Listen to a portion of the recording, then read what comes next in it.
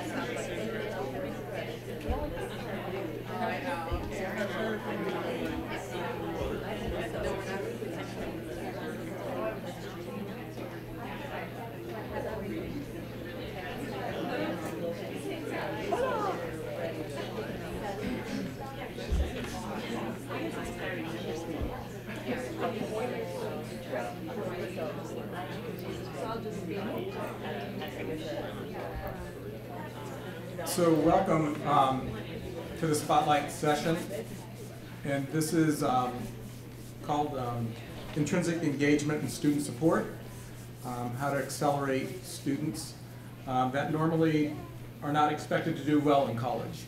I'm honored to be speaking to Achieving the Dream audience, and I'm excited to be here with a number of colleagues that are from all over the country.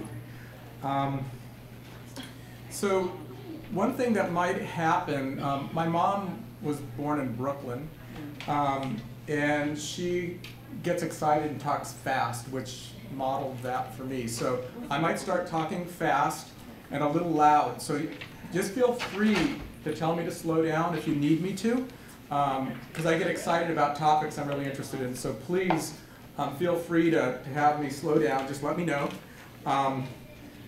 So just raise your hand or give me some kind of sign, and that would be very helpful. So let's see.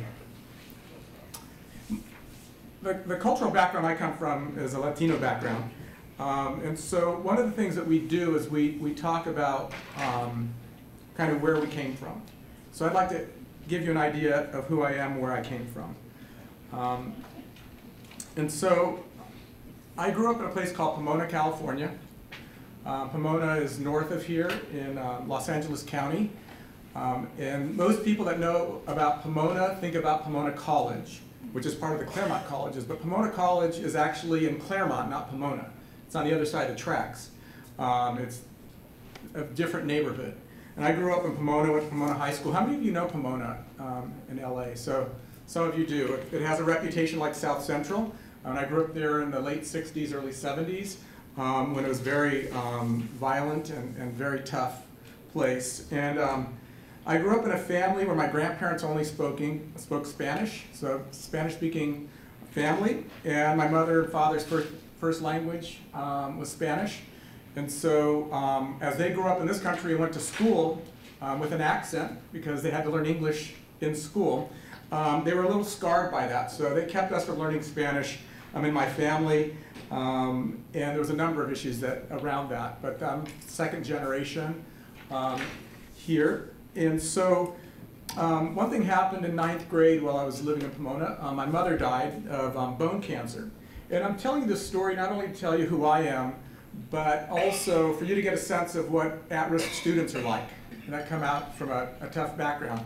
So my mom died of bone cancer back in '72 when there wasn't pain control. Okay, there wasn't hospice either. So, and we were poor, so she was treated at City of Hope, which is a place that they did a lot of experimentation. You know, it doesn't cost you anything, but they're going to try all these new drugs on you. And so they did all this chemotherapy on her. And in the middle of the night, she would wake up screaming, and I would wake up out of bed, just panic, like, what do I do about my mom? How do I deal with that? And by the time I went through months of that, you know, school became irrelevant for me, absolutely irrelevant. And school nobody knew that was going on, nobody talked about it. And so I found myself, you know, 4 years later, graduating from high school, couldn't read and write at college level. Wasn't because I wasn't smart, because maybe that's part of it. But I couldn't read at college level. And so I went to Pasadena City College. So I'm one of the students that came to your colleges. And Pasadena City College, like other colleges, have an orientation support program. And I found the orientation program didn't meet my needs at all. It really didn't address who I was and what I needed at that time in my life. So I'm going to talk about an intrinsic engagement model because after leaving Pasadena City College, I got lucky and went to some private liberal arts colleges. And if you guys know about private liberal arts colleges, their orientations are 1 week long, 2 weeks long. I mean, they invest in their students. But in the community college system, we have a whole other way of thinking about our students. It's out of more of the industrial model of public education, unfortunately. And our students are different. So I'm going to talk a little bit about that. And I'm going to go through the questions that I'm going to address in our talk here. But I first want to get a sense of who's in the room right now. So how many faculty are in the room? Okay, so there's a large group of faculty. How many administrators are in the room? Okay, so there's also a large group of administrators. How many of you are on the academic affairs and the instructional side of the house? Okay, so a number of you. What about on student affairs, on the student support side? Okay, so about half and half. How many are out of state? Okay, how many, so the rest of you are from California. How many of you are from LA Community College District? So from the district, so a couple of you here. Okay, just wanting to get a sense of who's in the room. How many are policy people? Okay, how many are funders? You come from a foundation or other type of funders. Okay, and how many are researchers? Okay, maybe a lot of people. You might be in the wrong room, huh? So I just wanted to get a sense of who's in the room, because that's always important, just to figure that out. So what I'm going to talk about today, so the student learning outcomes, or the participant learning outcomes that we're going to have today are a series of questions. So at the end, we can determine, did I answer the questions? Okay, so these are the outcomes that we're going to focus on. So what is the motivation for intrinsic student engagement and support? Unfortunately, the titles of the slides are not on the page, so I'm going to have to adjust this. It's always fun to do. So we're going to have to do it with that. Good, thank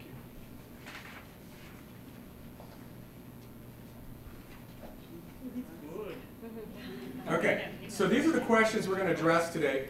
And if you fill out the sign-in sheet, you'll get the slides from me if you want them. So what is the motivation for intrinsic student engagement and support? So that's the first question. The second one is, what do we mean by intrinsic student engagement and support? So what is it? And what are the results? What are the results from it? How do we rethink traditional student engagement and support? How do colleges adapt the ACE intrinsic student engagement support model to their colleges? How can the ACE approach be learned by colleges? And then finally, how does ACE's teach the teacher model ensure replication of academic outcomes? So those are the questions I'm going to answer in this time together. But first, I wanted to thank several colleagues that are here. There's a couple Achieving the Dream schools, Broward College, and I thank you for being here. They're college working. They implemented the largest cohort of students from the very beginning. Their first time out was 250 students, and they're planning on scaling it much bigger than that into the thousands. This is a scalable model, replicable model. Also, outside of Philadelphia is Delaware County Community College, so thank you for being here. Stephen is here. And then I have a colleague here from Los Medanos College that's also implementing it. And these three colleges tomorrow morning are going to be talking about how they adapted this program into their college environment. And so if you want to know about from the field, how is this adapted, you can hear specifically from them. So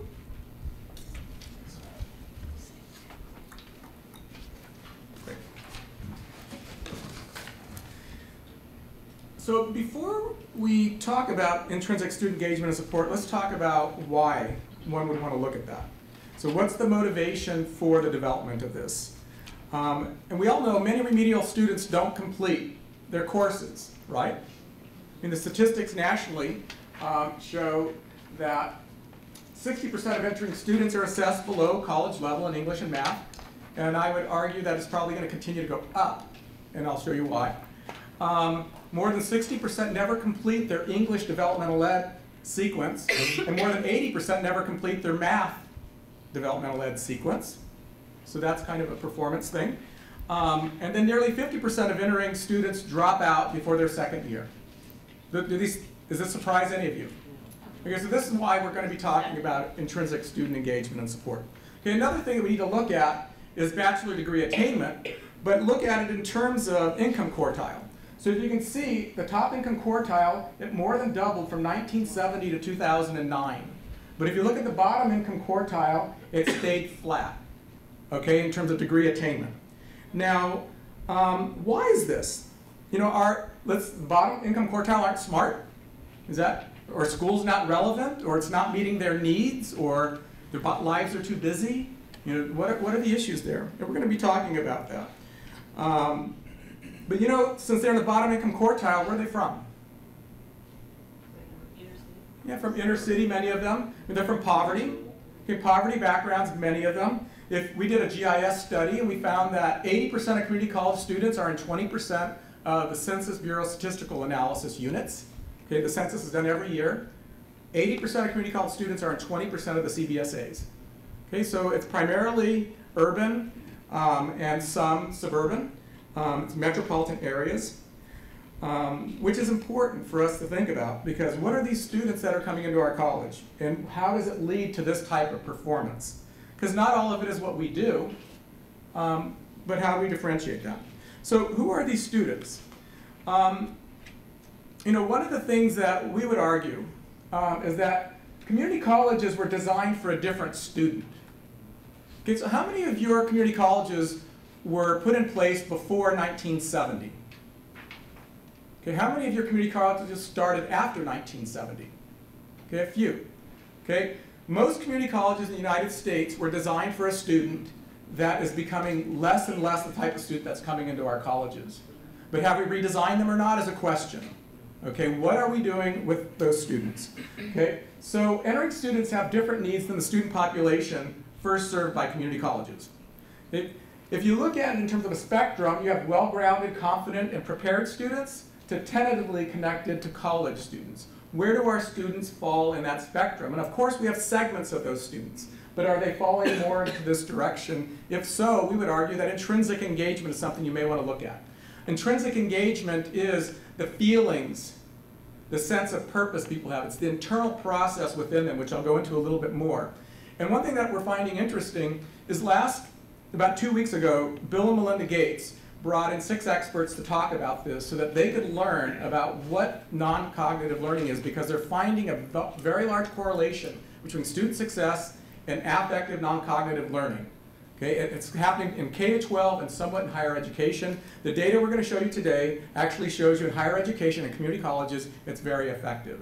Okay, this non-cognitive affective learning. And that's what we call intrinsic engagement, and I'll go into that a little bit more.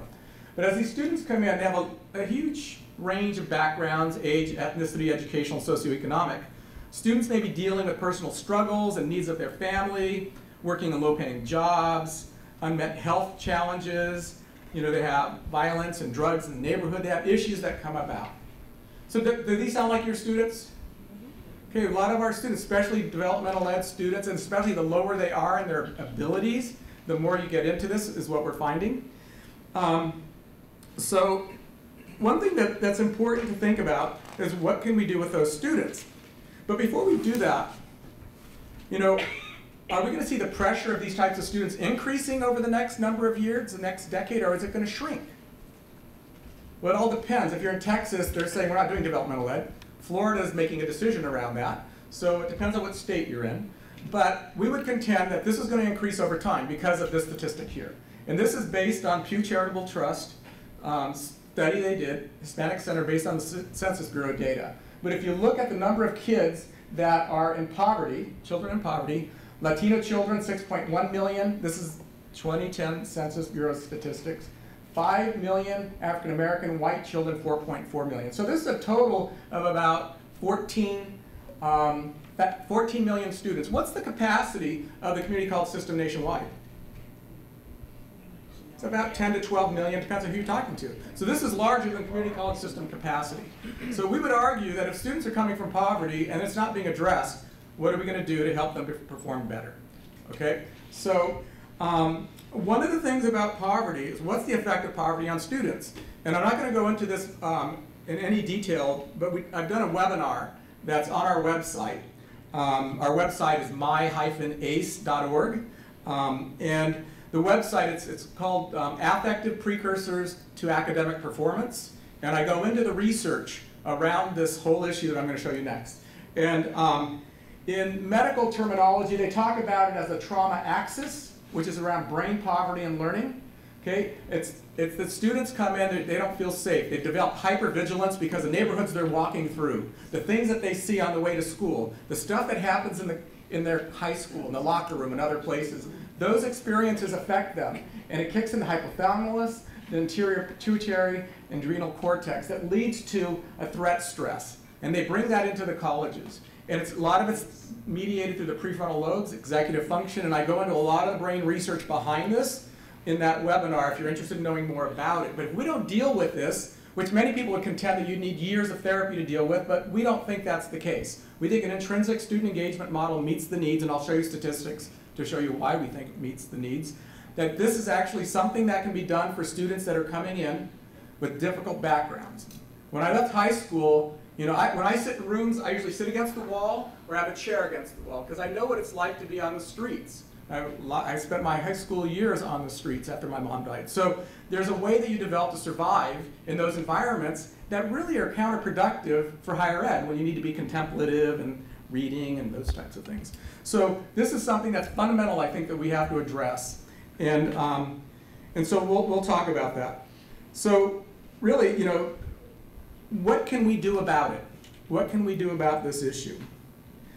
Okay, so I'm going to talk about now what do we mean by intrinsic student engagement and support? You know, what is the evidence that it works? So the goal of intrinsic student engagement and support is student self-sufficiency. Let me state that again. The goal is student self-sufficiency. That means the student has the capacity to struggle through whatever you put in front of them and make it through. That's really the key, student self-sufficiency. Okay? But the question is, how long does it take to create self-sufficiency? Some people would argue it takes a year. Some people argue that it takes a lifetime. Some people argue you can't do it, therefore we have to build prisons for them. Okay? So what is it that we're talking about? How long does it take to create academic and college self-sufficiency in students? Okay? And are there things that are malleable that you can actually change? And I'm going to go into constructs based in research that lay out what those malleable things are. Okay, and then we'll show you measurements. So how much time does it take? Can you do it consistently? So maybe it works with 1 or 2 students because we're on there talking to them. Can you do it through curriculum where many faculty can teach it? Okay, then it doesn't take a special person to do it, but they do need professional development. The reason for it is that most of us who went to graduate school didn't learn affective learning models. That's not the way the public school system is set up, nor graduate school, nor undergraduate school. So how do we learn something we've never experienced before, or maybe a very tiny bit? So ACE provides the professional development to teach faculty, administrators, and staff to learn to teach this way and to interact with the students from this affective place. So can you embed it in curriculum and pedagogy? So faculty can do it, many types of faculty. And really a big question is, should you focus on it first? Should we be focusing on the intrinsic first before students go into the academic? And that's something I'd like you to just think about for a moment as we go forward. So the first step in the intrinsic engagement model is getting students to believe they can do it. Okay? Getting students to believe they can do it. And, how long does it take? If you believe you can do that. Okay? So, in doing that, you light the fire for learning. You light the fire for learning. From there, we would contend, once you have a student believing they can do it, is that you need to provide on a regular basis, you need to monitor the student progress, motivate students, deal with behaviors, and help students solve life problems. Sound familiar? Sound familiar? Okay, so this is nothing new. Okay? These concepts aren't new. Okay? And then tie to that academic program. So academic programs that meet the needs of students. So Vincent this morning was talking about building momentum. So accelerating students, and that's something we believe in, is accelerated education. And I'm going to go into a little bit of how we do that and our approach.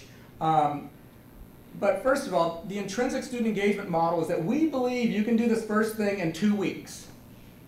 You can do it in 2 weeks. So if you want to get a student engaged, you want them to believe that they can do it, you can do it in 2 weeks. It's actually 8 days.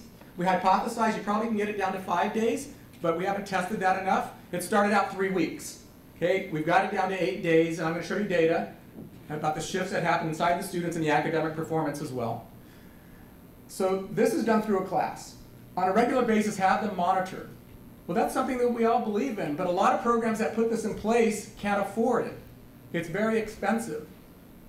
Well, we do it. When the first 2 weeks were done, I jumped a little bit ahead. So what I'm going to do now is I'm going to share with you a couple stories from students.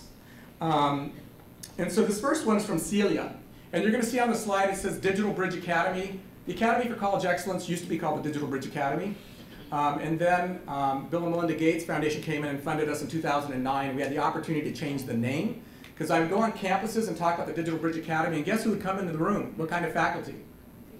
Computer faculty and distance ed faculty, which is what we weren't about. We were about the digital divide. People from poverty, how do you bridge them in? Okay, and so that's what we were about, so the name didn't work. So you're going to see this talk about Digital Bridge Academy. But what you're going to hear from Celia is, how do we have them become whole? How do we have them face what happens in their lives and become whole? And so we're going to probably need to lower the lights for this one. So this is Celia. when the first 2 weeks were done, I had no doubt that I could accomplish my goals of becoming a nurse. I wanted to first start as a medical assistant, and then I wanted to become a nurse. And I can't even express to you guys like just the desire that he had lit in me, just to want to learn, to want to continue. Like, wow, I can do this. You know, the grass is starting to look greener for me. Every time, like, the grass would look greener on the other side. You know, that saying. Well, that's how I've always felt. You know, especially from my background of what I had seen. You know. I would be envious about other people, you know, like, oh, I want to be like them, I want to be like them. Well, now I'm like so excited to be me, you know. It's like, oh, you know, here I am young, I'm still young, I'm trying to do this goal, I'm trying to accomplish it, and I feel like I am going to. And accomplishing being successful in college is a big, big deal for many of our students. And they have no one in their lives they've seen do that. She talked about he had lit a fire in me. Well, that's the teacher she's talking about, but it's really the curriculum, because we don't really go through the students and talk about what's actually happening. They think it's the teacher, but it's actually the curriculum and the students. Now, one thing that I'm going to show you is another sort of a collage of students, and that is, you know, can students that come from the K through 12 industrial education model, the K through 12 industrial education model, and some of them that have come from community college experience overcome that and light a fire for learning. So can we do something with those students? Okay? We all know that, that we can change students. We all know they're malleable, that they can be lit on fire, but how long does it take, and can we do it predictably? So this will be a group of students talking about their experience.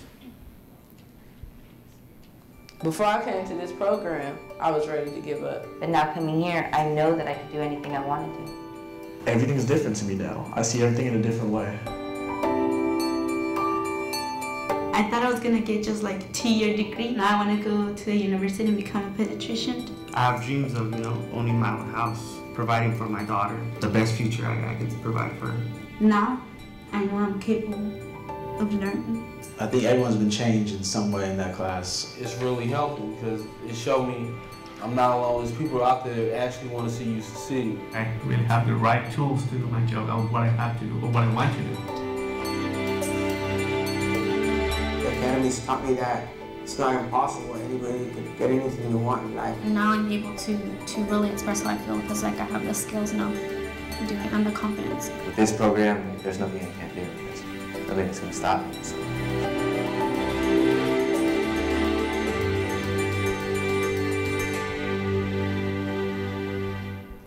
So this video is of these students after 2 weeks, just after 2 weeks. Thank you, Tua. So the first step is this 2-week intensive. The second step, in terms of regular basis monitoring student progress, we do it in student cohorts, and the students provide it themselves, because the curriculum builds a hyper-bonded community with 24/7 support. How many of you have given out your cell phone number to your students and say, call me anytime at night, in the morning, or anything? Okay, that's some of us do that. Some of us, we're not going to talk about that. But one of the things that we have to think about is that sustainable, and can we scale that? Okay, because we find that faculty burnout. Okay, so what we've done is we've created a virtual dormitory, so the students provide each other 24/7 support, where they call each other at 3 in the morning, and they know what issues are going on because the curriculum in the classroom they talk about. What's blocking their ability to go to school? What are the issues that are coming up? And you help them form connections to support each other. So what we do is, through a class, we provide that kind of capability. Okay? In addition, in terms of the academic program, we have many different variations. And I'm going to share with you today 5 different variations of how the program's been implemented. 3 of the colleges that are here that will be speaking tomorrow morning will talk about their variations of how they brought this intrinsic support model in, where you have these 2 classes and then the academic program. How do you work on accelerating students? The only thing that we do demand for colleges that work with us in terms of academic program is that it has to be accelerated. These students are smart. They're smart. Smart is not an issue. Accelerated education is relevant for them, but what we expect is that the students have to be at a 9th grade reading level. Okay, and at our college, at Cabrillo College, if they pass one reading class, if they're not at that level, they can go right into the program. Just one class, then they're able to get into it. So 9th grade reading level is the only thing that we look for. And you know, there are 22 million adults that have a 9th grade reading level that don't have a high school diploma. Yes? What is your test for that? What exam? Well, like a national many of our colleges use different exams. So what we've done is we've collected like the AccuPlacer cutoff. You know, so we've collected that information and we work with colleges depending on their exam. Okay, so so what I'm going to do now is show you some data, so you can at least get a sense of the efficacy of this before I go into some detail of how to do this and what it looks like. So so the first academic outcome study, I'm going to show you academic outcomes, and then I'm going to show you non-cognitive affective outcomes, because together they have a corollary relationship. So here's some evidence of the intrinsic model approach that shows promise. So this is based on 4 colleges, 658 students. It'll be published later this month, this study, from NPR Associates. NPR Associates is one of the independent houses out of Berkeley that does a lot of higher ed research and evaluation. And so we had a study done by the CCRC from Columbia University back in 2009. It was a longitudinal study like this one was. And in that study, they found that our students did very well in outcomes, and I'll share with you some of those outcomes. And this study is equaling that or even better than the study that came out in CCRC. So I'll share with you a little bit more about that. So the demographics of, one thing before I go into that, is that this course here, this foundation course is 3 credits. Okay, it's a 3-credit orientation course, but it's not what you typically think is orientation, in that the curriculum we use in that course is used to train top-level managers and administrators in very large organizations. We brought in curriculum from the outside that actually light fire in students and give them 21st century skills and professional skills. So it's a 3-credit course. It's more of a management type course, not an orientation course. It's very relevant to the students. They learn the skills of leadership right from the beginning and how to work in teams, which is critical. Then this course here is a 2-credit course. The team self-management is a 2-credit course. And together these provide the intrinsic student engagement and student support. So we're talking about 5 credits the first semester. Because it's a 1-semester program. We don't do anything with the students following that 1 semester. Okay, so the data I'm going to show you in the longitudinal outcomes, we have not done anything with the students 2nd, 3rd semester afterwards. They use the support services that are available to all students. So the demographics, the end of this study is 658 students. So it's a pretty good sized group. As I've mentioned, 4 colleges. Okay, we have about 70% African American Latinos. Okay, 70%. If you look at English capability, about over 90% of them are either 1 level below or 2 or more levels below in English, okay, college level English. Now our intervention, remember, is 1 level below college. Okay, that's all, because we believe 1 semester you can get students to academic performance at a college level in 1 semester. That's our fundamental belief. You can do it 1 semester if their reading level is 9th grade or above. That's the only caveat. Their reading level has to be 9th grade or above. Okay, you'll see it in math. We have about 86%, 2 levels or more below in math. Okay? And then if you look down here, this shows you the level of risk of the student. It's about 24% either have a GED or have no high school diploma at all. Okay, so it's a very interesting group. Now, mind you, the CCRC study that was done in 2009 showed 84% completion in transfer level English at the end of the longitudinal study, which was 3 semesters later. Okay, 84% more likely to complete transfer level English than the comparison group. Remember that, 84%. So here's the first indication of what's happened. So this is 4 colleges, 658 students. Some of the colleges serve over 250 to 350 students per year. So it's not a boutique program we're talking about. We're talking about a program that is scaling at the colleges. Okay? So students are more likely to pass transfer level English by 148% than the control group. Now, the comparison group is 123,000 students. Okay? This is a propensity score match. For those of you that are institutional research people, this is a propensity score match study. So it's very high integrity.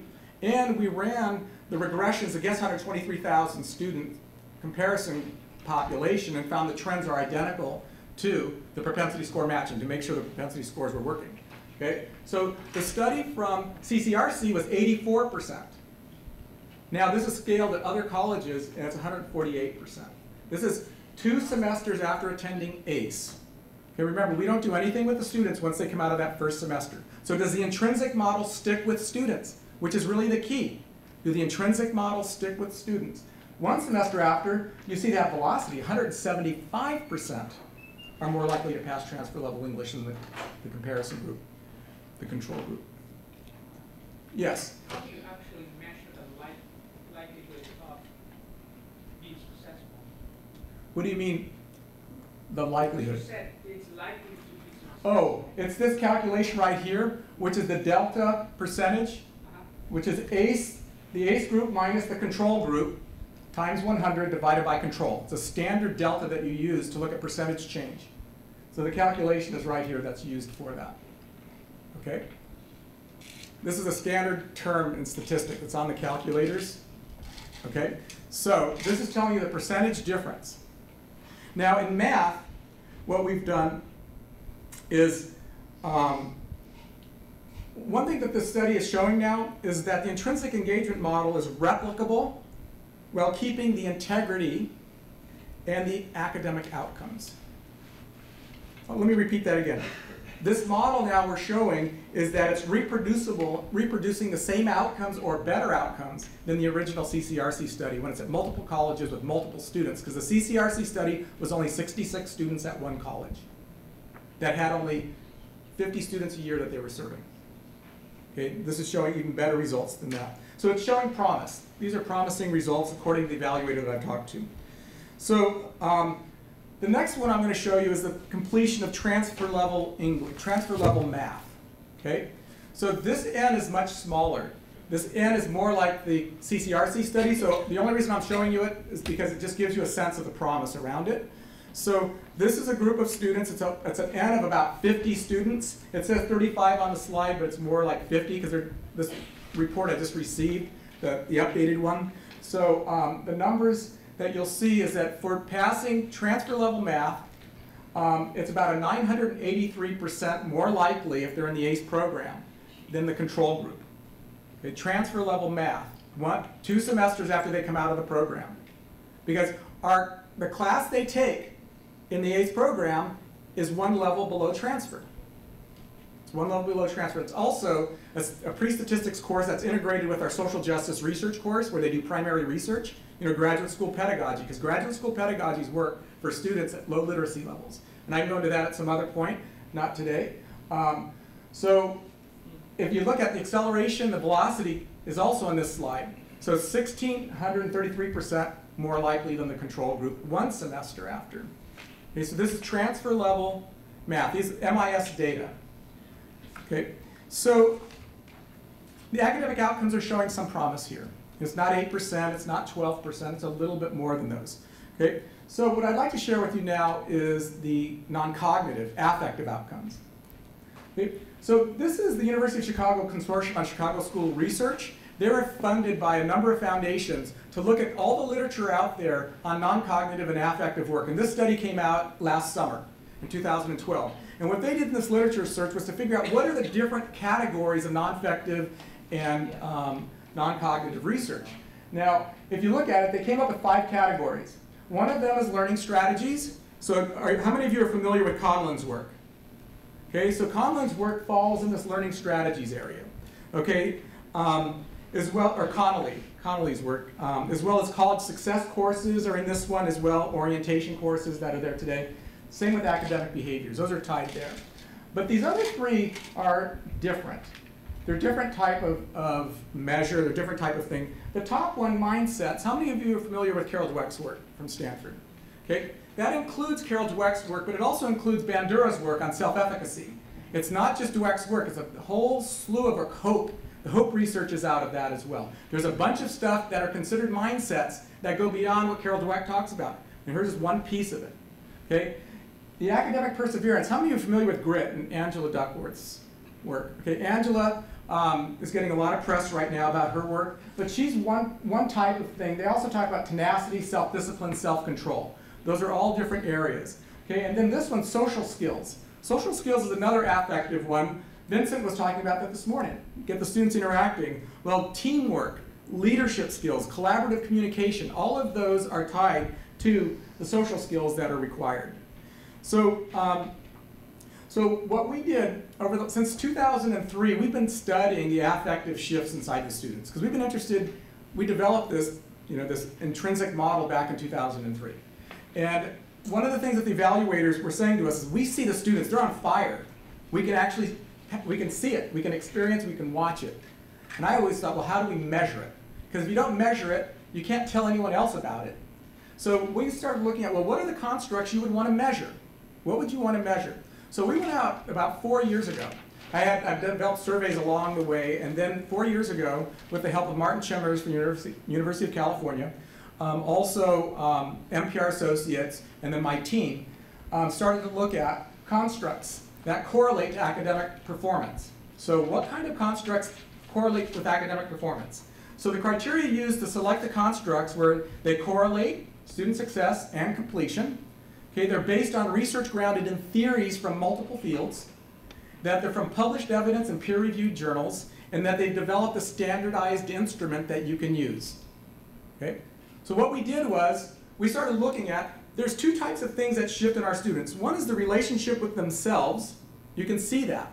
You can experience it. They change their relationship with themselves. The second is they change their relationship with other people. So we started looking at, well, what are the types of constructs and factors that you would want to study out of that literature and out of the field? And what we came up with was mindsets. We have a number that we look at in mindsets, which I'm going to go over in a moment. A number that go in social skills, and that's the relationship to others. And then the one on perseverance is actually relationship to self and relationship to others. Okay? So these constructs are in what's called, this is sort of laying out kind of how the ones that we chose. But if you look at a structural equation model, a structural equation model helps you start to understand what does your program do to the students? How do they change? Because the issue that we're dealing with is what's called reverse engineering. Back in 2002, there wasn't this domain of non-cognitive affective learning that's used in community college. There was hardly anything out there. I interviewed 125 people to find out, what do we do with these young people? And how do we work with them? I went out and looked at curriculum, 36 curriculum. I piloted 9 of them over a year and a half of research, 40-hour pilots with students from very high-risk backgrounds in Watsonville, California. And so what we found is that we found that college identity is absolutely critical for relationship to self. Same with academic self-efficacy and hope. This is what we call a multidimensional construct because we melded together those two. When you do factor analysis, you start to see where are the overlaps. Mindfulness, describing, focusing, and observing are also extremely important. Okay? And then relationship to others. Teamwork and leadership, those are constructs in literature and research that have theories about how that are correlated to student success, as well as interacting with others, which are the constructs of communication and personal responsibility, as well as mindfulness accepting. And if you overlay on top of this University of Chicago study, we're studying 3 areas: mindsets, perseverance and self-control, and social skills. And the way the structural equation model works is there's a correlation to academic ability and outcomes. And so we're in the middle of the research to figure out what in our program is actually causing the shifts that are happening here. So what I'm going to share with you now is the data out of the study. This study is of 535 students from 7 colleges that are in multiple states. And we measured them 3 different times. Okay? So the first measurement is before they come into the program. Remember, one of the questions I asked earlier is, are these affective issues malleable? Can you change them? And second of all, not only are they malleable, can you change them in 2 weeks? Does it take a month? Does it take a year? Does it take a first-year experience to do it? Does it take a semester? So the first measurement was before the course. The second was after 2 weeks. And the third measurement was 4 months later at the end of the semester. So does the change actually stay with the student? So what I'm going to show you in the graph are 3 different time measurements. So these are the 8 affective precursors that we measured. before the semester, before the foundation course, this color, end of foundation course, end of semester. What you'll notice with this study, with this graph, and all of this is published in an article that just came out in the RP Group newsletter called Perspectives. RP Group is a California Chancellor's Office, California statewide research and planning group, the IR group of the state of California. They're very influential. They have a student success conference they do every year here. And an article that lays out the stuff was published a week ago in their Perspectives newsletter. And Rosa Serra was a co-author. She's from the Carnegie Foundation for Advancement of Teaching at Stanford. She was a senior researcher there, but she's left and is now doing independent work. And luckily she came and studied our program. So what this shows is that just after 2 weeks, 7 of the 8 factors are shifted statistically. Okay, 7 of the 8 factors, of which 5 of them at a 0.001 level of significance, if you understand statistics. Okay, 1 at 0.01 and 1 at 0.05. So this significant shift that happened in these students. And guess what? It lasted through the 4 months. Okay, 6 of the 8 were statistically significant at the end of 4 months. So not only did it shift, it continued with the student. The 2 that were difficult at the end were focusing, this mindfulness focusing one, because our students come in with hypervigilance. And in 2 weeks, it's very difficult to get the mind to focus, but it does go up. Okay, but I think we can do more work around focusing. I think that's one that we can do more work with, and I've been talking with a few researchers about how we could do that. The other one is interacting. That they come in and they think that they're going to interact well after the 2 weeks, but then they go through this primary research project where they're working in teams over 4 months, and they really figure out, can I interact well or not? So we see that they're right-sizing, actually, their capability of what they think they can do. So that's the affective research. And what we're doing is that the intrinsic engagement model is a precursor to persistence, because our students have strengths and persistence. Our students have strength and persistence. They live in very tough environments. They know how to persist and survive, but they don't translate that to the academic environment very well. So what we do is we help them translate that into the academic environment. And what intrinsic engagement support gives is it creates what we call glue or gravity or stickiness of the college. It creates a stickiness for them to persist. So, so one thing that we do is we help the students build the capacity to struggle. And I'm going to show you another video of students that talk about that. Because the industrialized educational model that we have in community colleges today doesn't necessarily meet the needs of high-risk students. I dealt with teachers saying that I wasn't as smart as I thought I was. The Digital Bridge Academy is teaching kids to believe in themselves. We hope these students learn a way of being that they can use in their neighborhoods, in their families, and it transforms them. It's nothing like school. It's nothing like do your work. The teacher gives you an assignment. The teacher's asking you what you're thinking, how you feel about this. You have fun. At the same time, you learn a lot. It's like all fun because we know each other. I mean, it's really different. It's like, I don't know, makes you feel more human, more alive. You can't wait until you come to the class the next day. It's like a once-in-a-lifetime chance that you're not going to experience anywhere else. You have the chance, take it. It teaches you that the only thing holding you back from greatness is you.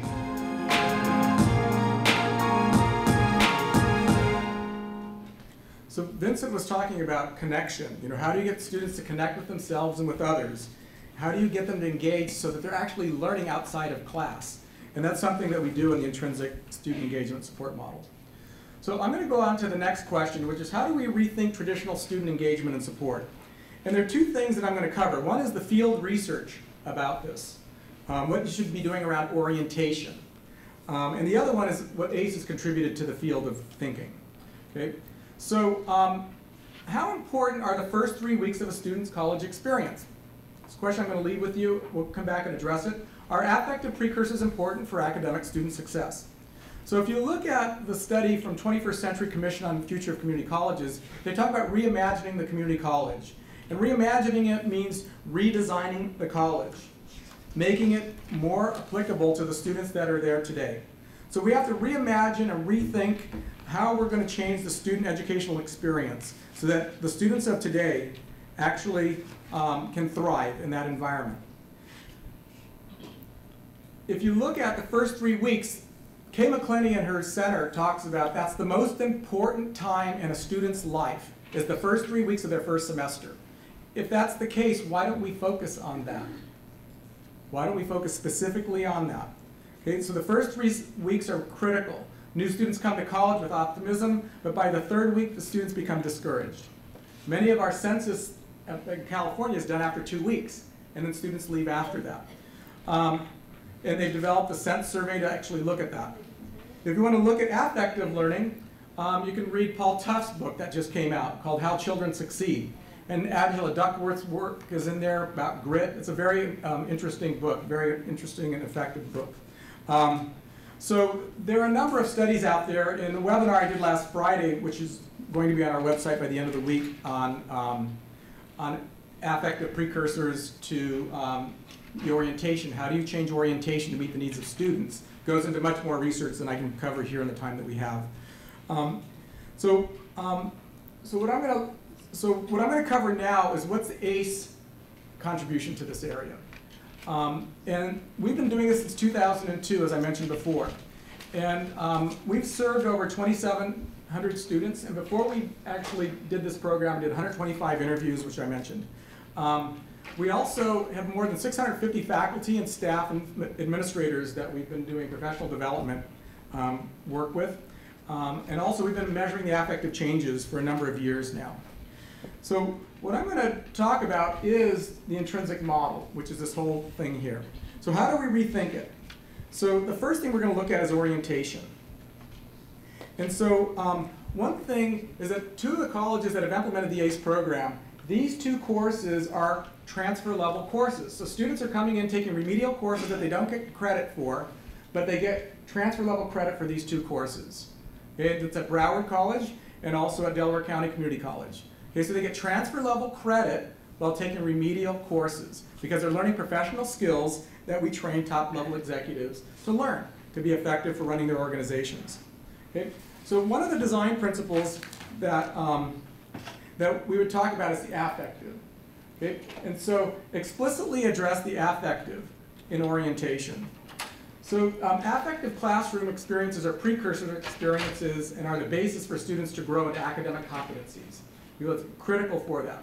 One of the students said, I've learned that I'm capable of passing and achieving my college goals if I'm determined and I have a good strategy, which is important for them to understand. Okay?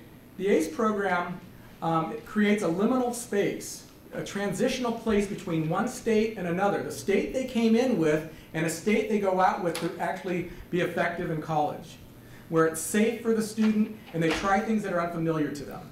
In addition, the theme of the foundation course is it's your choice, because a lot of our students come in from high school and they have to go to school, but it's their choice to be here or not. And so we do a lot of work around that theme of it's your choice, so that students know it's their decision to be here. Okay? The other thing is to focus on intrinsic student engagement. So the curriculum, when they come in the classroom, is not like anything they've experienced before in school. Because for them, if you go back to what they learned, they go, oh, I already know this stuff, or I already know this kind of environment. I don't feel safe in this environment. You know, what was the definition of insanity that Albert Einstein quoted? Yeah, doing the same thing over and over again and expecting different results. Okay, so you have to do something totally different where you wake them up and they go, oh my God, this is different. And we do that right from the beginning. The very first exercise catches them. And then from there, over a 2-week period, they don't really see things that they've done before. It takes them to a whole other place. Okay? Students get to know other students and form a community of peer support, what we call a virtual dormitory. Also, the high expectations in college level courses, and we focus on 21st century professional skills. And 2 weeks is long enough to develop these new habits and these new behaviors. So what I'm going to talk about now are the 5 key elements to the design of intrinsic orientation. So the first one is teachers build trust by engaging students respectfully, creating safety, and amplifying student dignity. We work on these issues in the faculty trainings because a lot of teachers come in and they don't notice what they do that causes students these issues. And so we work with them in an intrinsic way. The faculty experience the same curriculum as the students, but the focus of it is how do we redesign our community colleges to meet the needs of our students that are coming today. So we really focus on that issue. The second area, and I'm going to go through some slides around each one of these, is focusing on student personal growth and a sense of purpose. Okay? The third is building community, intentionally and promoting diverse perspectives and cohesion among peers through a virtual dormitory. The fourth is focusing on academic identity and develop it through daily practices of reflection and mindful self-awareness, modeling the value of learning. Mindfulness is an absolutely key construct for our students, especially students coming from poverty. It's very important. And when I say mindfulness, I'm not talking about meditation. Mindfulness is a very broad field. If you look into it, you'll see there's a lot of very important work going on, and they're showing a direct correlation between the prefrontal lobe development and mindfulness practices. And we embed those into the curriculum. And then finally, we focus on 21st century skills. So authentic experiences of collaborative leadership prepare students for 21st century professions while embracing and respecting cultural identity. Cultural relevance is a very important approach. So in terms of teachers modeling trusting interactions, it's especially important for these vulnerable students that come in. Many of our students show signs of PTSD. There's a study by Stanford University where they're very interested in returning war veterans coming back from Iraq and Afghanistan. And so they developed a trauma index where they were doing a study and they were developing the level of trauma returning combat veterans were coming back with. So they developed this index. They took that same instrument and tool into the inner city elementary schools. They took it to elementary schools. Guess what they found? They found that elementary school students had twice the PTSD symptoms than returning Iraqi war veterans. Okay? If you don't deal with some of these issues, they're going to be there. Okay? And you can deal with it through curriculum, fortunately. Thank goodness. Affective learning addresses that. Okay? So students are encouraged to ask questions and speak up. Feedback is respectful. Lagging or unfocused energy in the classroom shifted through quick breaks and playfulness and exercises. We teach faculty how to do all these types of things to keep the energy up. Curriculum content is culturally relevant. That's a very important component. Okay? In addition, we propel students to personal growth. And personal growth because there's this motivation inside students to discover who they are. It's there, it's innate in all of us. We use the same methodology with faculty, and faculty open up because they start to figure out who they are. And that's why our Experiential Learning Institute is so important, because once faculty start to engage in that way, they can work with students and help them. We help discover your hero's journey and acquire the tools for your backpack on this journey. Because college should be a journey. The rest of your life should be a journey into what it is to become who you are. And why were you here? Why were you born? Why are you here to do something in your life? What is it that are your strengths? What is important to you? Bring accuracy and uncharged thinking to personal narratives and explore thoughts and feelings through movies and discussions. We also develop focusing skills and executive function development, the prefrontal lobe work I was talking about. Offer explicit guidance on how to identify and manage stress, because if you're going to go to school, to college, do you think you're going to have stress? Many of these students are remedial. They didn't turn in their work and stuff. Now they're turning in their work. They go under a lot of stress. So how do you help them look at that? Explore working styles so they can see the strengths and gifts of others if they're going to lead others. Okay? So what I'm going to show now is how we leverage personal growth and motivation. This is another video. What I'm finding with these students is that they've had a reflection of themselves that isn't really who they are, and they believe the story. Our society and the way everything works today, we don't empower students. There was no help. And a lot of kids come into any institution thinking that. They do not understand their own capabilities. So the program that we're designing is to help them open up to what that is inside of them. They would ask in high school, where do you see yourself 10 years from now? I just had no clue. I was just lost. Before entering this program, I didn't know what I wanted to do. I didn't know really what type of person I was. It gives you a better understanding of yourself. You get to know who you really are.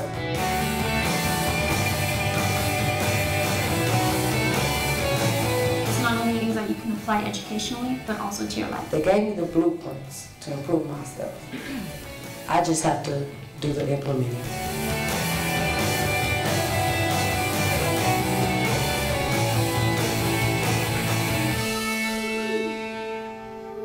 Sorry for the music and stuff, and these are recruiting videos, so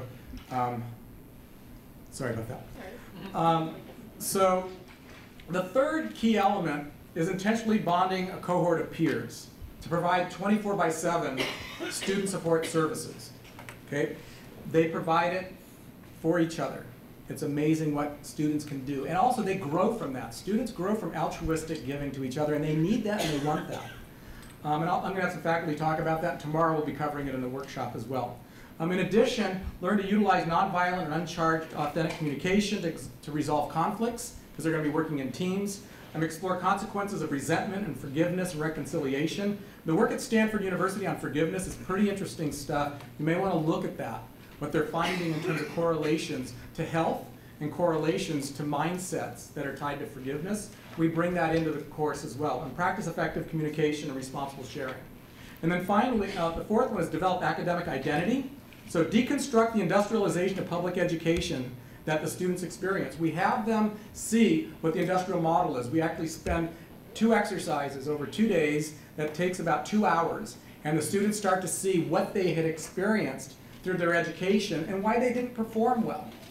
Okay, so they're able to deconstruct that whole issue. Once they start to see that, they go, oh, now I can figure out what I'm going to do. So we've developed that methodology over a number of years. They gain insight into academic and cultural cues, because many of our students don't read the cultural cues well in what's going on in the environment. So isn't it a responsibility of the college to help students bridge culturally into the academic programs of our college? It doesn't take 4 hours, it doesn't take 2 hours, it takes much longer to do that. The first 2 to 3 weeks are absolutely critical. Okay, discover mental habits that impact their ability to succeed, provide opportunities for self-awareness, compare priorities with demonstrated behavior, and identify organization and study skills and strengths that they have, and map out those behaviors. And then finally, we prepare them for 21st century professions. They learn to work efficiently and effectively in teams, develop the ability to see strengths in others and how best to fit people into team projects so they're using their strengths, manage action, developing solutions and plans, and make explicit expectations of behaviors for success, so that they understand the behaviors they're going to need to be successful in school as well as in professional positions. And do this contextualize cultural relevance. We discuss the types of communication capabilities that we bring from our cultural backgrounds and the types that go on in an academic environment as well as in professional environments, and to start to make the water that we swim in more clear for students so they can understand and make choices and be able to read the cues and understand where they come from is perfectly beautiful. It's the right thing. Their environments are very important. It created who they are, created that special person that they are, and you want to keep that in the students because we don't want them giving up their backgrounds. It's very important that we make it culturally relevant. And there are many opportunities to put thoughts into speech, so the students learn to do that. Now, I've been talking about the orientation, which is a 2-week program. This is a quote from a faculty from last month's Experiential Learning Institute. It's a counselor from one of our colleges in California. And what he said was, this is a person from Vietnamese ancestry. He said, I finally got it. ACE is about modeling to students how to open up your heart, not only to each other, but to the growth through higher learning. Instructors go first, serve as guides that debunk the grand narration of public education while serving as cultural brokers between the student and the college. Teaching to the affective domain means helping to open their hearts to each other, to learning, and to the promise of self-improvement. So one thing we do is that faculty actually transform in the process. He came to this realization on the 4th day of the Experiential Learning Institute. So let's revisit the questions I asked at the beginning of this section. How important are the first 3 weeks of students' college experience? Well, if they're critical, then should we focus on them intensively? Okay? The second one, are affective precursors important for student academic success? Well, if affective factors are not addressed during orientation, then when will they be addressed? As you rethink your college's orientation, will your students achieve the needed shift in affective factors to predict academic success and completion? So what we've been talking about is the orientation. So I'm going to spend one more slide on the second part, the team self-management course. And mind you, we have curriculum, we have trainings, we have professional development around how to do this. And many colleges are doing it, and many faculty are teaching hundreds of students how to do this. It's something that you don't need to invent it yourself. I mean, how many of you can design a computer?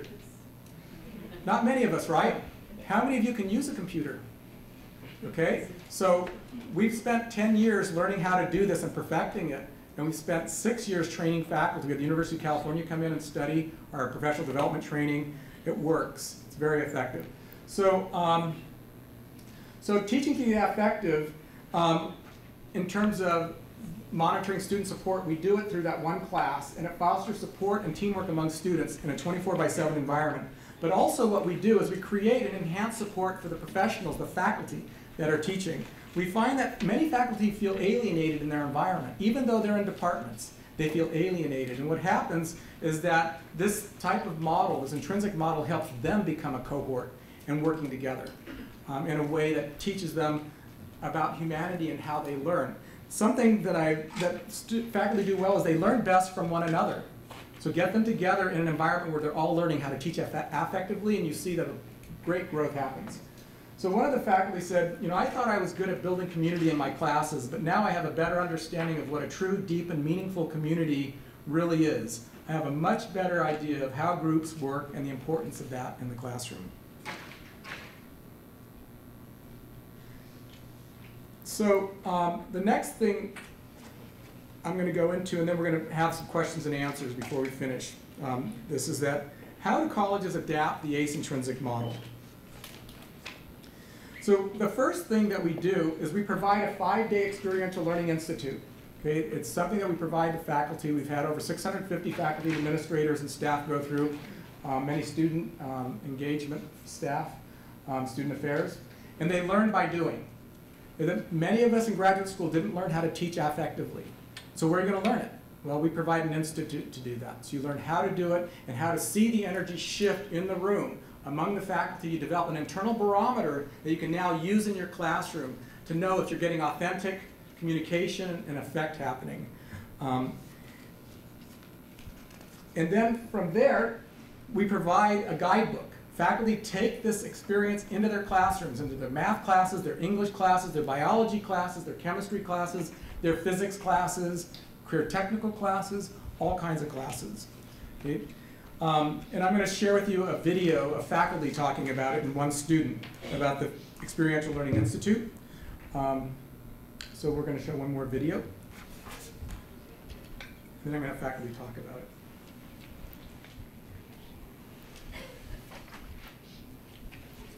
Many of these faculty are from California, so it's very California-centric. Sorry about that. I gotta see if I can get this to work.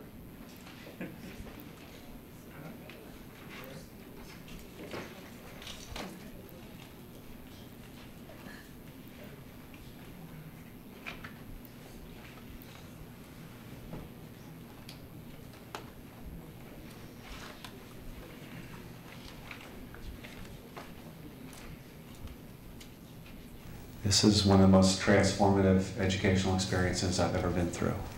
It should be a mandatory 2-week course for every college student everywhere, because you'll learn more in those 2 weeks than you will in the whole semester or whole years of your learning. I think it's useful for most beginning students in community colleges. The community colleges are where it's at in terms of giving people tools to change society. Community colleges, we are the entry gate, we are the access point for many people who would otherwise never think about higher education. And that is a critical responsibility. Colleges that bring in the DBA model are doing more than bringing in a program. They're transforming the way they do education. And it's this groundswell of vision and practice that's going to transform education nationally.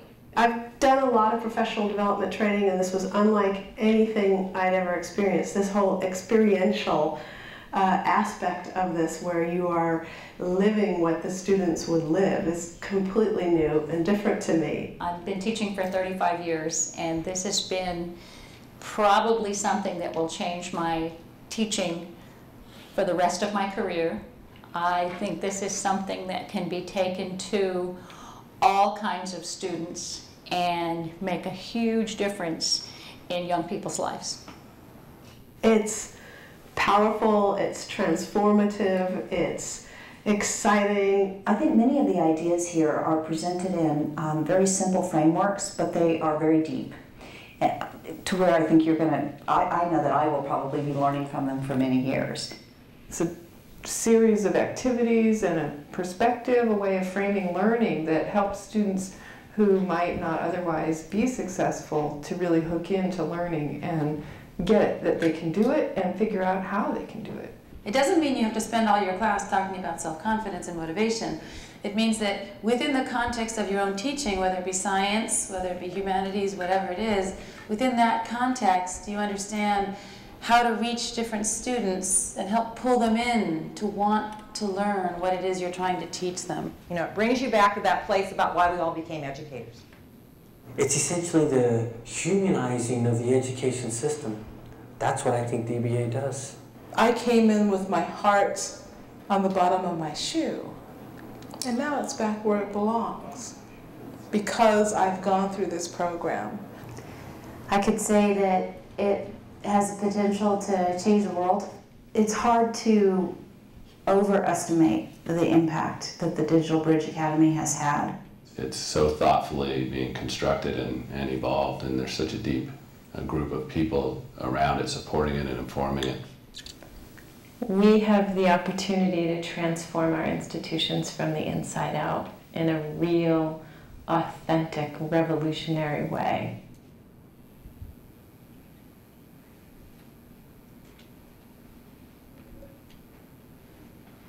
So on your table, there's a bookmark kind of thing that if you're interested in experiencing this kind of institute, there's a website where we have the events that are going to be going on in June and August in different parts of the country around that, just to let you know about that. But let me go through some examples to show you how different colleges are implementing this intrinsic engagement model, where the foundation course, the team self-management course, and academic program variations. So the first one is an affective orientation. We have colleges that are implementing the foundation course. It's targeted for all levels of students, not just developmental ed students. One college has it at the beginning of the nursing program. And this course actually has become certified in California as a nursing program at the board level for the state of California. And also in the MESA program in California, they're using it to have students come into their program. But students go out and take their regular courses from there. Okay? Another one is the Affective Summer Bridge, which is what Broward College piloted this summer, where you have transitioning students. They have the foundation course and the team self-management course tied to a social justice experiential course. Another model is affective support for CTE students. We have it now being used in a number of colleges for career technical education, providing that intrinsic model for medical assisting and green jobs, for sustainable construction, agriculture, machinery. Also, there are a number of colleges that are now using it for an affective booster for their learning communities, and that the learning communities need a booster. Usually two reasons. One is that they want to create a hyperbond cohort because they can't afford the supports that they use right now, the extrinsic supports, and the money's going away. So they bring it in to build this intrinsic support in the classroom through curriculum, so tuition pays for it. And they also do it to hyperbond their outcomes as well. And then finally, the academic accelerated model, which is the model of the study that we were showing you actually is about. And we have three flavors of that. One is a social justice primary research approach. The second one is an integrated science model, that we take students to transfer level physics, chemistry, and biology in one semester. This is funded by the National Science Foundation. And we've gone through 3 semesters of piloting this program. And that's when we're going to be bringing out in the next year or two. And Broward College is one of the colleges that's going to be adopting it as well. And then many colleges are using a project-based career technical program to tie into this more deep approach. So what I'd like to do at this point is see, are there any questions before I go on to the last 2 points? And before we get to the questions, if you can think about the questions you have, I'd like a couple of faculty that have gone through the Experiential Learning Institute and that have taught in the classroom, if you guys want to say anything about your experience. Because I've been up here talking, we've had students present, some faculty, and Is there anything that you would say about this that you feel that I have not covered, or what your experience is? So, not to put you on the spot. I can say two things. Hi. This tour, Russ, is from Los Angeles College. Yeah, I'll be talking tomorrow morning as well. I mean, it changed my life, right? It made my marriage better. I came home, and my partner said, "Wow, you improved, and all this great stuff." And about a month later, she said, "When are you going back?" So I went back again. The second thing is that when I finished that 1 week thing, I said, well, I didn't know what I learned. I had fun. I don't know if you know about the Emoja program and Raja program, but it's kind of like Puente, but for African American students in California. Tom DeWitt started that. He went to the Philly. I met him there. I learned how to teach this class without knowing how to teach it. And so when I went and then started doing my practicum, I already somehow knew how to do it. And so that's what opened me up to this concept of experiential learning, which I had never known was something, was a modality for teaching. I teach math, right? How do you experience math? But there is this concept of experiential learning, and I went through it. Great. Anybody else? Sure. And I really was a fish out of water. I teach English as a second language, and I was not used to teaching developmental students and dealing with all the issues that they have. So for me, it was a totally brand new experience. So when I went to the first experiential, I actually did it 2 times. The first time I did it, I kind of did it halfway. I didn't really stay the whole day, and that was not good. The second time I did it the full time. I stayed all day long and went through the full experience, and it really, really was, I mean, we use the word transformational a lot, but it's true, it really, really was. And I started to see my students differently. I started to see my students as some of me, too. Some of the things I had gone through, so had they. And that similarity, that being able to connect with them, really, really opened up my heart to their needs. And I didn't see them anymore as, oh, they have these problems. I saw them, no, we are people together. We are really in one community as people. And I know that may sound touchy-feely to some people, but you know what? I think it's all about being real in our students, to our students, and know that we are as they are. We come from somewhere, as do they. And we had our own challenges. And I felt it was my responsibility to share some of the challenges that I went through. Because I'm a daughter of immigrant parents. And it was tough for me, and I never thought about that before, but I was really able to identify with my students once I saw that it was okay to do some of the training. I'm not taking away from the classroom, I'm actually pouring more into it. And thanks to my colleagues at Broward College who did this, who researched this program through a leadership academy that they had, a presidential academy. Chris Joyce is one of the 4 who researched it. Thanks to them, the program was brought to Broward College, and on the suggestion of Dr. Hadishel, our provost. So I'm so thankful for those opportunities, and it just makes it all real to me. And I'm not afraid to share myself, to share my experiences, to tell students, you know what, I went through the same thing. I hated that as well, just like you did. And this is how I went through. And for them to know who they are and where they come from and who they're about really, really allows them to, it validates who they are. And for a long time, being a daughter of Italian immigrants was such a horrible thing. For a long time, people denied their heritage to say, that's fine. And I love the language of my heritage language, and I can speak it now and all that. And it was really, really neat thing. And this program really helped me as a faculty member to connect with my students even more. So I'm really thankful for it. Thank you, Mary. And, are there questions that anybody would like to have answered? Yes. Okay. I mean, it sounds all well and good, and some of the stuff I'm actually using in the classroom, because you do need to connect with students. It's not like when I was in school 50 years ago. What are the drawbacks? Are there even? So what are the drawbacks? Yeah, have there been any? What have been some of the things that you are still, that you feel aren't? You hear all this good stuff, and that's when you start going, I wonder about this. Right. Too good to be true stuff. So right. What do we need to worry about? Sure, and I'll have others talk about this as well. One of the drawbacks is that focusing is not really working as well as we were hoping. What do you mean by focus? Students' ability to keep their mind on one thing. So they're in the classroom and their mind starts to wander, especially when you're in class from 9 to 5, for those first 2 weeks.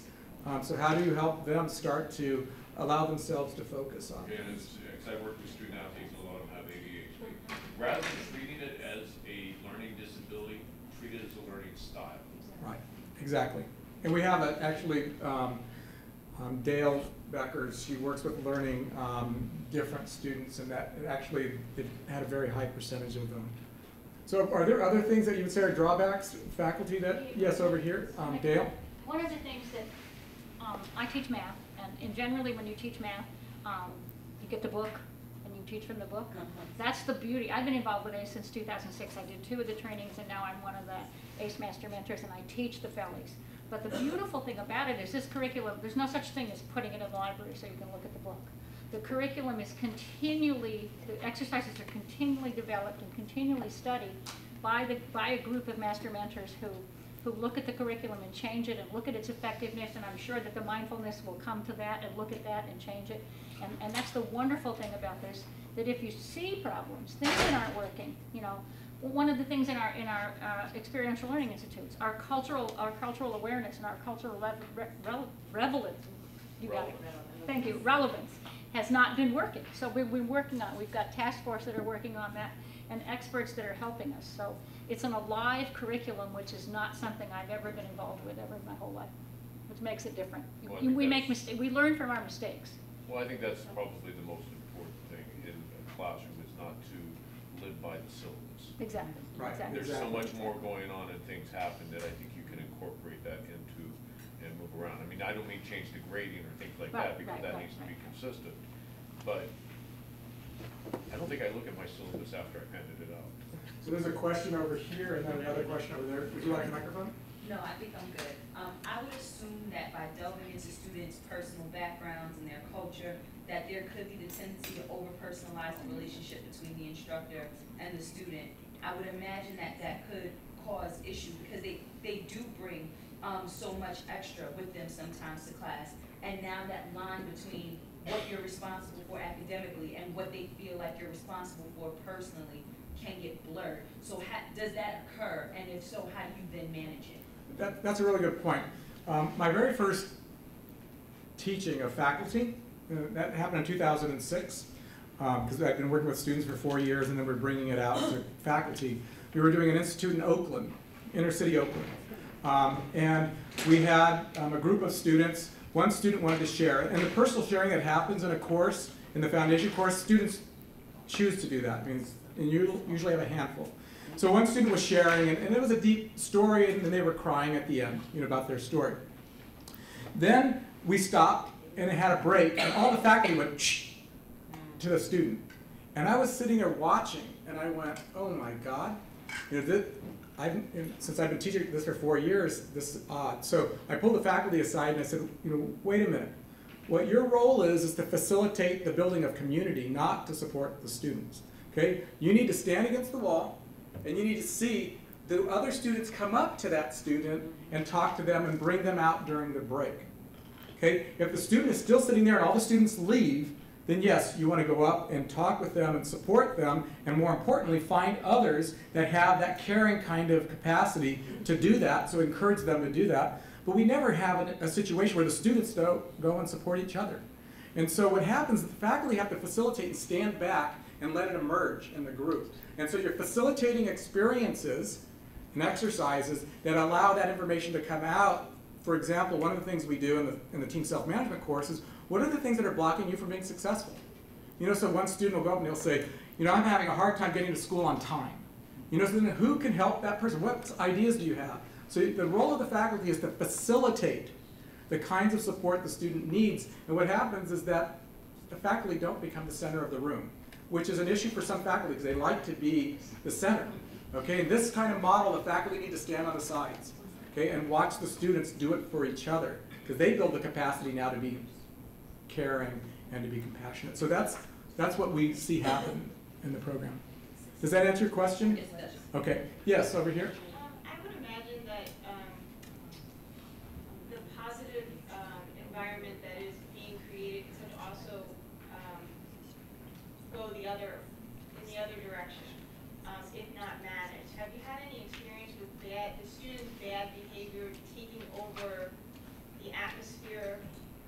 program and kind of detouring it, and how do you address that? That's a really good question. The very first semester in 2003, the fall 2003, we were bringing this program.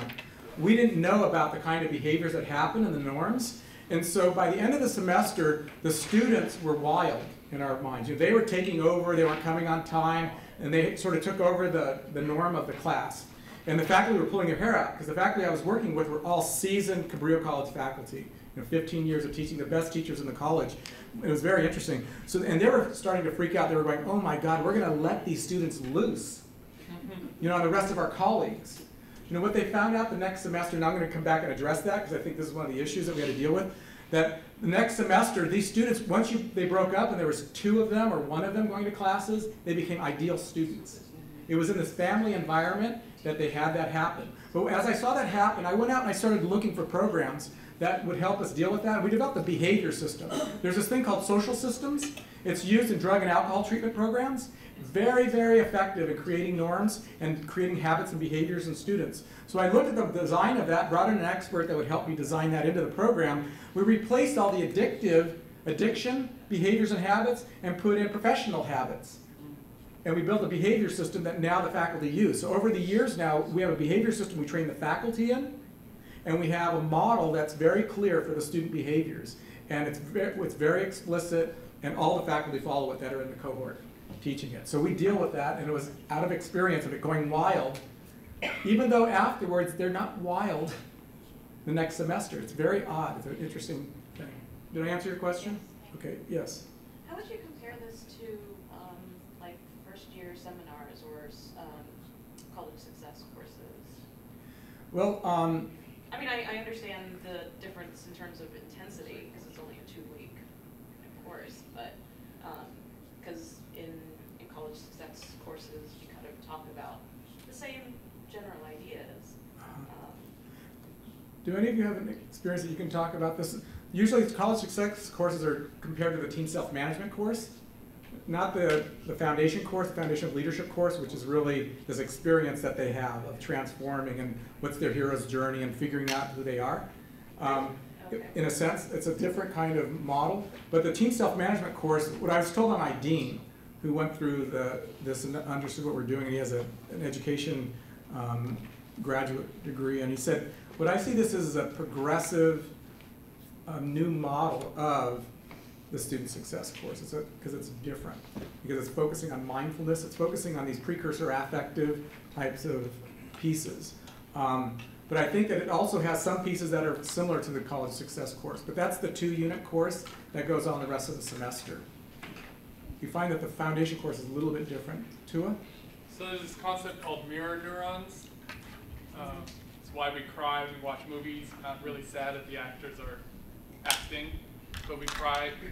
And there's a certain intensity you get when you go into a new country and you're off in the middle and no one speaks your language and you're trying to figure it out. So there's this immersion concept that happens that I don't think you get in a maybe 1 or 2 hour a day 1 year experience. And that immersion that you just have to jump right in and become and just kind of swim, that allows us to go deeper. So maybe that helps try to explain how it's different. A little bit. I mean there's some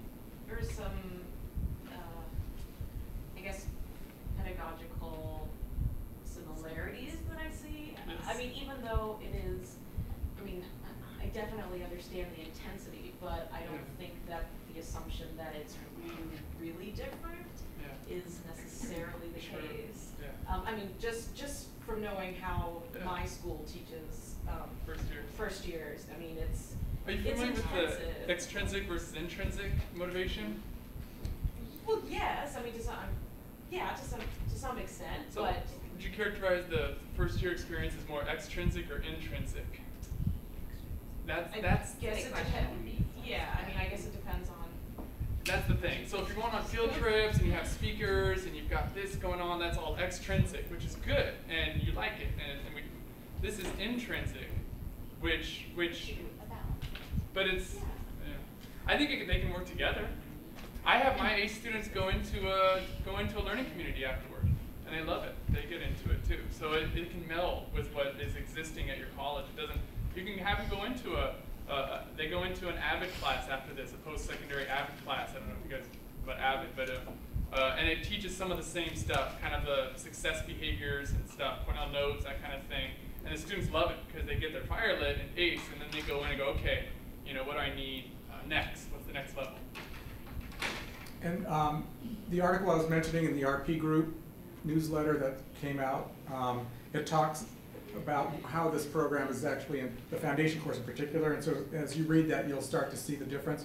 Rosa Serra, the senior researcher, or who was a senior researcher at Carnegie Foundation for Advancement of Teaching, talks about it in the sense that if we look at the CCRC studies on student success courses, their effect is marginal, at least in the research that shows that, which is unfortunate that that's what the research is showing. The effects of this is much different than that. And so I'm not sure if you can just look at outcomes and say it's different. I think we have to look at details and say, how's it different? And if that article might help you understand this a little bit better, because it goes into more detail of what we do than we can do. Yeah, I mean, I guess I'm not familiar with the details exactly, right. just from this presentation, right. Yeah. So yeah. it's just still just not sure. clear. But that article will help you understand more of the details because it actually goes into what the day in the life is like. So, yes. So I've been working with Dr. Haida Wrigley now for a few years with adult basic ed students, ESL students, folks even below the 6th grade education. Mm-hmm. And so one of the things that she talks about is the student itself needs to understand the turbulence in their life. Mm-hmm. And so what are some of those turbulence factors? You know, Dr. Conley talks about holistic assessment, you know, assessing the human, not just where they are already. So I also kind of see it as a systems person. I see it also as, you know how as Achieving the Dream colleges, we had to do a readiness assessment as administrators and faculty and staff.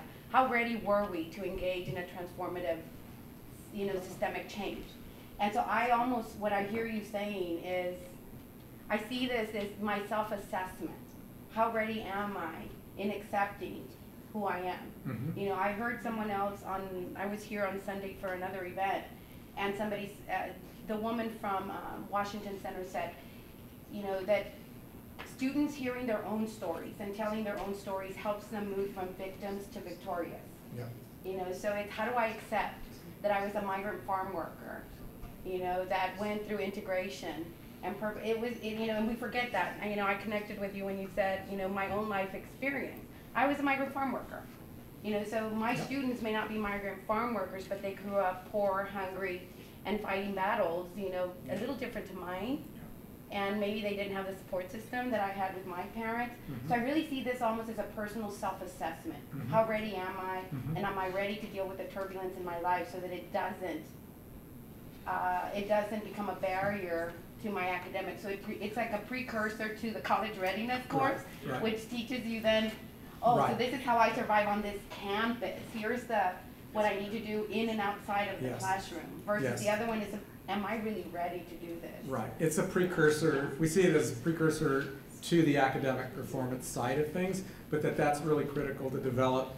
One thing I want to mention before I answer more questions is that this is a teach the teacher model, meaning that faculty that go through the Experiential Learning Institute and the practicum start to teach students. They have curriculum, they've taught it in class with a master mentor. After teaching the foundation course a couple times, they now can teach the practicum to other faculty. And then they can become a fellow master mentor and start to teach other faculty. So we've studied how to train faculty to be faculty to teach other faculty.